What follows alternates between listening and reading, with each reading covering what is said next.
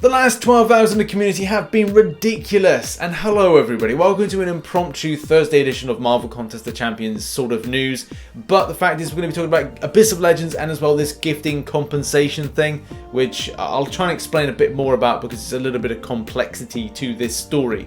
Let's do it. Before the video kicks off, please consider hitting the like button as well as the subscribe button with post notifications on if you are new to the channel. Thank you very much. So what's all this gifting compensation correction malark, Rich? Well, it all stems from a message that came out yesterday, and this is what it says. Due to an issue regarding the latest gifting event, we have recalculated the final scores for alliances. We apologise for any inconvenience to your alliance. We have attached the correct rewards to this message to reflect your actual final standings in the event. Now, where does this all stem from? Because the fact is, like, this comes very much out of the blue, and what reflects this? Is there something else going on? Is there something that maybe reflects something that breaches terms of service and other things like that?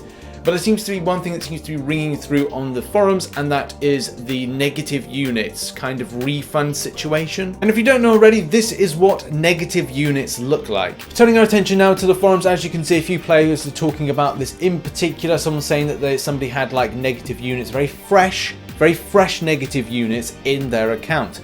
And also obviously to point out the fact that this could be in some sort of correlation to the gifting event based on people asking for a refund, and therefore could be affecting the way that those results come in. Because it's like saying, okay, I've paid £200 towards the gifting event and then I've asked for that £200 back. Should I then have that rank because technically I haven't actually contributed to that? I have and I haven't. So should I be allowed to keep said rank, or should I be deducted those type of rewards? That's one thing, and we'll talk about the other implications in a minute. But also do bear in mind, and I want to be quite clear, if you choose to buy anything in a game and they have a terms of service policy like this, then you take the risk, you run the risk. If you go minus units, then that is your issue, your problem. The fact is, yes, games should be accountable for them running correctly, and you should be able to be asking for a refund. But when it comes to like microtransactions mobile games, always check the terms of service, because if you feel like annoyed by this, then Kabam have the upper hand because they've written these policies to be very much in their favour. So like I said, if you choose to buy units, make sure you've carefully thought out whether or not it will impact you in further instances like this here where you go minus units, or as well whether or not it will benefit. So whether or not you're doing content, spinning crystals, those kind of things. Make sure you are 100% sure you want to spend your money first before actually spending your money, okay? Obviously the positive out of this is that Kabam are making some sort of efforts to tackle cheaters in a way that they can. Obviously this is after the point of the event and doing this in a very fresh sense.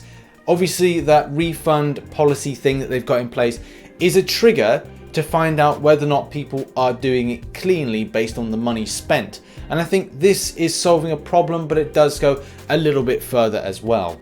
And with all that being said and all the stuff building up to it, let's have a look here about the top alliances, because Allfather of Asgard does make the point of saying like, well, look, why is the focus being on certain alliances and not on the top alliances? And obviously do bear in mind that what the alliance that won were not actually breaking any terms of service. It is something that, talking about the idea of fair play, was it something that broke those ideas of fair play? And as well the accounts, because these technically would have been stuff like bot accounts, so therefore with them going in, those bot accounts farming units going into that alliance and then distributing those units and then going again, is that in the confines of playing fair? And should there be a wider spotlight put on the situation? At the end of the day, I'm not quite sure why Kabam chose to do this. It's a good thing that they're highlighting cheaters and as well exposing them, but at the same time obviously doing the correction, which has then started kind of ruffling people's jimmies on the subject. So I don't know, put it in the comment section how you kind of feel about the situation. Does it feel that a certain section has been highlighted or spotlight's been put on it, and at the same time, why isn't everything being looked into? Is this something of an analytical based thing that they could only find out a month after based on getting like receipts and stuff through from people that have done refunds and kind of said, right, well that's got to be associated with the gifting event and anything around that situation? And as well, are these to do with new accounts that have then gone, right, I've got a new account, I'm setting up a credit card with it, and then I've gone into minuses because I've asked for a refund. I don't know, so much stuff with this, but I'll be kind of like so glad that for us to have a new type of event in December of this year that is a lot better and a lot fairer, so we don't have situations that we've seen over the past month or two. And now we go on from cheaters to, crap, more cheaters, yes. Abyss of Legends has been launched in the last 12 hours, and it has been absolutely incredible for the community. Massive big boy numbers of like 17,000 viewers from Seatin. Obviously you would expect that with a channel of his size, but that's absolutely amazing to see, and also so it shows like obviously the way that the community can come together on something like this. But also we've seen the bad with this as well as the good. I'll start with the bad, and obviously we've got a cheater amongst us, and I think this person will probably be perma-banned at some point. This account is doing some like disgusting, horrendous damage with, look, like 4,000 champion rating Mephisto. Obviously this is a 6-star version, and it's like they've tried to hide their account, but it's just not there. Looks like taking that 1 damage and then taking damage then, and like hitting in like, what's that, 25 mil.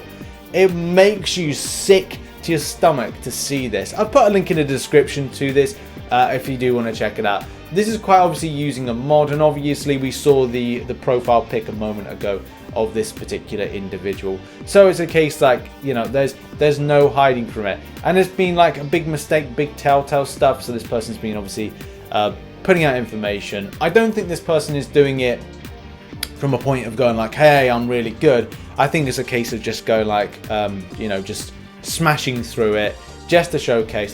We'll see what happens here. Like 26 million damage. Yeah, bloody right. Obviously, I did see a few forum posts kind of talking about a few things about unfair advantage, in particular saying like, right, well, there was some like, well, not CTP members, but YouTubers that had access to information on the bosses. Obviously, as you know, a lot of stuff with boss info was leaked out, and also some testing platforms were done to kind of give people an idea of like what to expect from this particular event. But I think it just boils down to good unit spend, good skills, and as well 6 hours of your day lost. Now obviously mad respect goes out to Seatin, who fielded this fantastic team here. We've got Nick Fury, we've got Aegon, we've got Quake, we've got Dr. Doom, and we've got Human Torch. Now obviously Legacy used a different team, which we'll talk about in a minute, but the main thing to point out is like 6 hours grind out of the game, and as well like doing that whilst he's on holiday is pretty impressive. I mean, for me, if I did that, I said to M, whilst on holiday or in general, I'm going to spend 6 hours to play a mobile game, I would probably get no loving for a while, and I would have to sleep downstairs. So all changes when you're 8 to 9 years deep into a relationship, I'll tell you that much. And obviously go and check out this particular live stream of Seatin just completely demolishing certain champions. Obviously got Iron Man Infinity War fight up at the moment, but there's also several. It's very extensive, Abyss of Legends, and only if you've got the time to invest to go up against it, then obviously do that. But the fact is Aegon is an absolute beast for it. Look at just ramping up all those combos and also getting off those fantastic things. If you know Aegon, you know him well, you know that he can be utilized extensively for this particular fight and many others like it. Also, don't underestimate the might of Dr. Doom, a champion I've got myself and I think is like one of my best. Also incredibly fun champion to utilize, and especially with going against champions that have power gain, and as well like bitch slapping them is something that is absolutely fantastic. But like I said, go and check out the description down below and go over to Seatin's live stream of the Abyss of Legends. Also had a little giggle to myself reading this. So Brett Bolster says, little does everyone know, Seatin just gave them all the ammo they needed to nerf or rebalance all the champions he used doing this. And Caban Mike's response is, already on it, Aegon can only have a combo of 3 from now on, and Dr. Doom just falls over when he enters the fight. Man, Mike, what a bitch. And now over to Legacy, who does it in under 6 hours and only spends 240 units. Alright mate, showing off, whipping it out.